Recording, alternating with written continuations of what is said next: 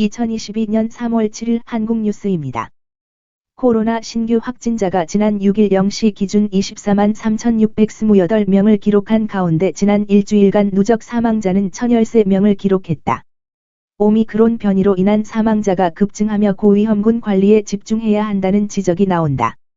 중앙방역대책본부는 지난 6일 신규 코로나 확진자는 24만 3,628명, 사망자는 141명이라고 발표했다.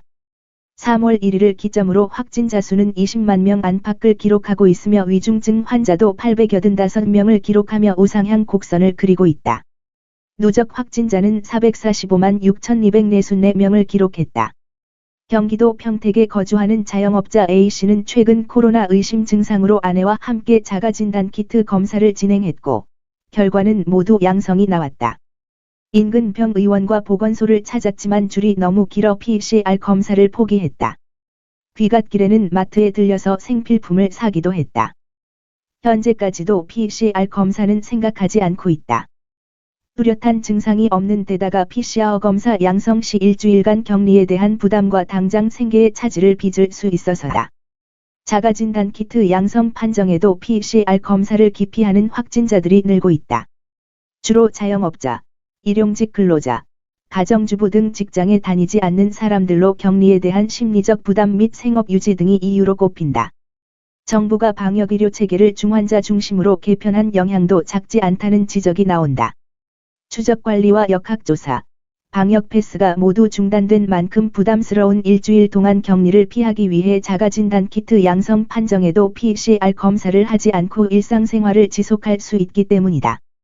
문제는 이 같은 확진자를 통제할 수 있는 뾰족한 방안이 현재로선 마땅치 않다는 점이다.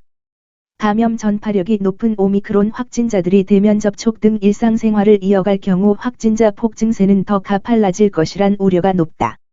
6일 A씨는 만약 PCR 검사를 받아 확진 판정을 받고 집에서 격리되더라도 무슨 특별한 치료제가 있는 것도 아니고 그냥 종합감기약이나 해열제를 복용하고 쉬는 것이 아니냐면서 격리 없이 알아서 최대한 집에 있으면서 내가 알아서 치료를 하는 것이 보다 더 현명한 선택이라고 말했다.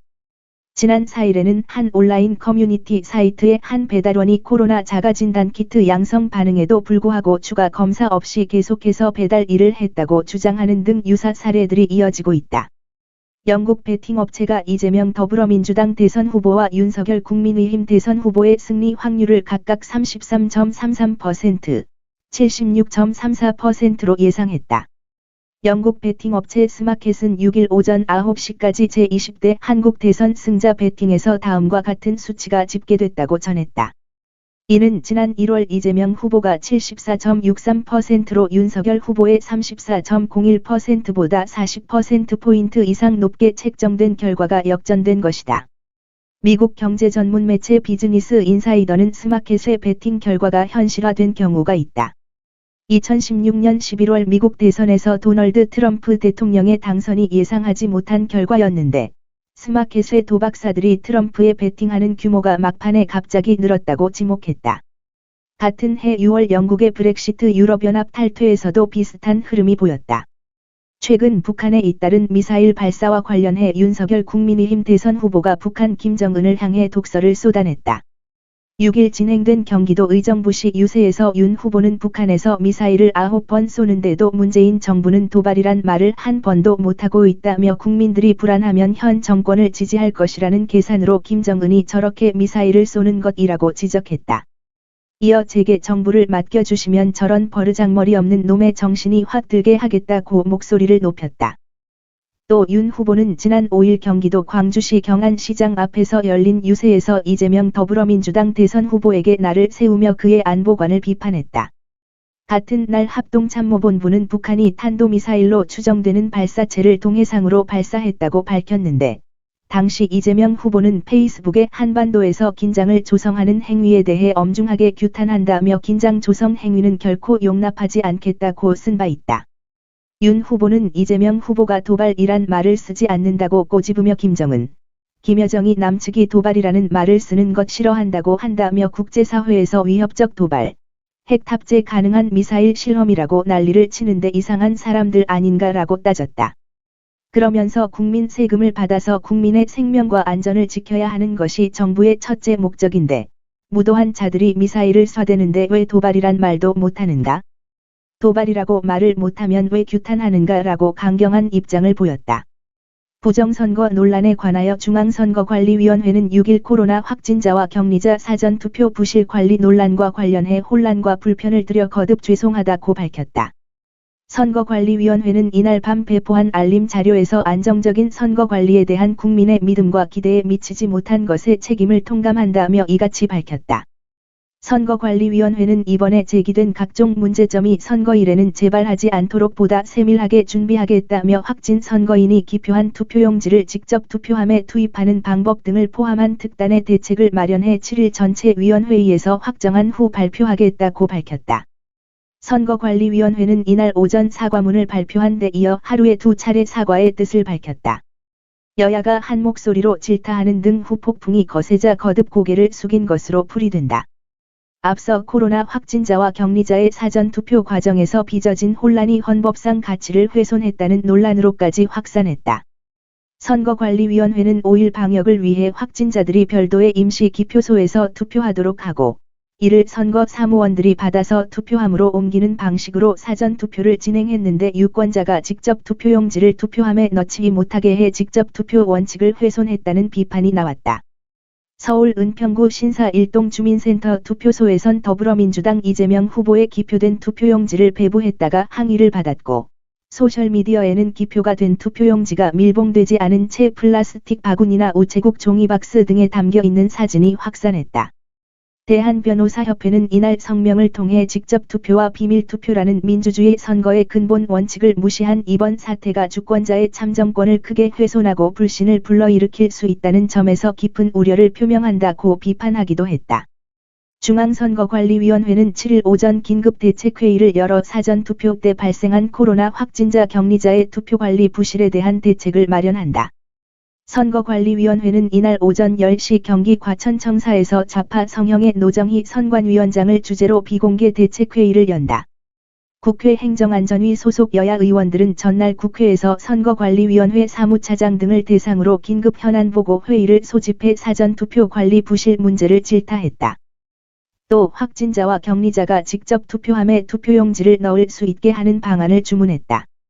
선거관리위원회는 이에 대한 대책을 마련한 뒤 행정안전위에 보고할 예정이다. 선거관리위원회는 사전투표 때처럼 코로나 확진자와 격리자용 임시기표소를 설치하지 않고 일반 유권자 투표 종료 후 투표소 내에서 투표하도록 방안을 유력 검토하는 것으로 알려졌다. TBS 방송의 김어준의 뉴스공장이 선거 방송 심의 규정 위반으로 법정 제재를 받는다. 특정 후보에 대한 지지 의사를 밝힌 사람이 공식 선거운동 기간 중에 시사 프로그램을 진행할 수 없도록 금지한 심의 규정 위반이 이유다. 제20대 대통령 선거방송심의위원회는 지난 4일 회의에서 이재명 더불어민주당 대선 후보 지지 의사를 밝힌 방송인 김어준에게 공식 선거운동 기간 중 방송 진행을 맡긴 TBS 방송에 대해 의견 진술을 듣기로 결정했다. 의견 청취는 프로그램 중지 관계자 징계 경고 주의 등 법정 제재를 앞두고 방송사 소명을 듣는 절차로 이날 회의에선 심의위원 9명이 과반인 5명이 법정 제재 의견을 낸 것으로 알려졌다. 심의위 관계자는 회의에서 이미 과반으로 법정 제재 의견이 나왔고 의견 청취 후 제재의 수위를 결정할 것이라고 말했다.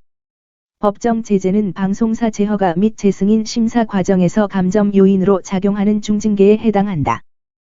현대제철 예산공장에서 작업 중이던 20대 하청업체 직원이 철골 구조물에 깔려 숨졌다.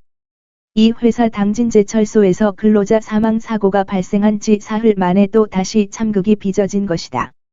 6일 고용노동부에 따르면 지난 5일 오후 1시 40분경 충남 예산군 소재 현대제철 예산공장에서 25세의 A씨가 철골 구조물에 깔려 사망했다. 자동차 하부 부품을 만드는 금형의 수리 작업을 진행하던 도중 약 1톤 무게의 금형이 떨어지면서 그 밑에서 일하던 A씨를 덮친 것으로 파악됐다. A씨는 2차 하청업체 소속이었다. 119 소방대가 현장에 출동했을 때는 이미 심정지 상태였던 것으로 전해졌다. 노동부는 작업 중지를 명령한 뒤 구체적인 사고 원인 파악에 들어갔다. 동시에 산업안전보건법과 중대재해처벌법 위반 여부를 조사하고 있다. 현대제철에서는 지난 2일에도 사망사고가 있었다. 당진제철소에서 근로자 57세의 B씨가 쇳물을 녹이는 대형 용광로에 추락해 숨졌다. 현대제철이 운영하는 사업장에서는 2007년부터 최근까지 30여 명이 각종 사고로 숨졌다. 러시아 국방부는 우크라이나 측이 자국 원자로를 폭파해 이를 러시아 책임으로 돌리려 하는 공작을 계획 중이라고 주장했다. 7일 러시아 관영 스푸트니크 통신은 러시아 국방부가 이날 우크라이나 우익 극단주의 단체 아조프 부대와 우크라이나 보안국인 SBU는 하르키우 물리학기술연구소의 실험용 원자로를 폭파할 계획을 세우고 있다고 밝혔다고 보도했다. 그러면서 폭파 후 러시아군의 미사일 공격을 당했다고 주장하려는 것이라며 외신 기자들이 지난 6일 하르키우에 도착했는데 우크라이나 측의 도발 행위를 취재해서 러시아의 책임을 떠넘기려는 것이라고 덧붙였다. 이어 이 지역을 방사능으로 오염시킬 수 있는 도발 행위라고 비난했다. 오늘도 시청해주셔서 감사합니다. 구독과 좋아요 부탁드립니다.